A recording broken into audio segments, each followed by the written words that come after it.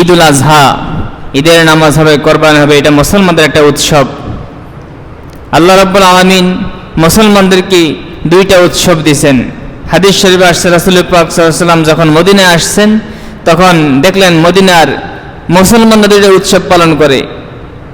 জিজ্ঞাসা করলেন, তোমরা দুই উৎসব কোথায় পেলা? তখন তারা উত্তর দিয়েছে, হুজুর আমরা জাহিলি যুগ থেকে উৎসবগুলো করে আসছি। তখন রাসূল পাক সাল্লাল্লাহু আলাইহি ওয়াসাল্লাম বললেন যে কদ আবদালাকুমুল্লাহু বিহাযাইন হাযাইন, আল্লাহ রাব্বুল আলামিন তোমাদেরকে এই দুই উৎসবের পরিবর্তে দুইটা উৎসব দিয়েছেন, একটা হলো ঈদুল আজহা আর একটা হলো ঈদুল ফিতর।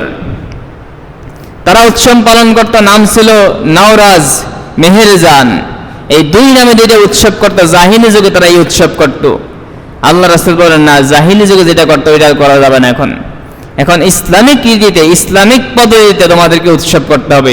একটা হলো ঈদুল ফিতর আর একটা হলো ঈদুল আজহা। সেই ঈদুল আজহা আমাদের সামনে আসতেছে, কোরবানির ঈদ। এই জন্য সম্মানিত হাজরিন, আমাদের সামর্থ্যবান ব্যক্তিদের উপর কোরবানি করা ওয়াজিব। এই কোরবানি করার বিধান হলো ওয়াজিব।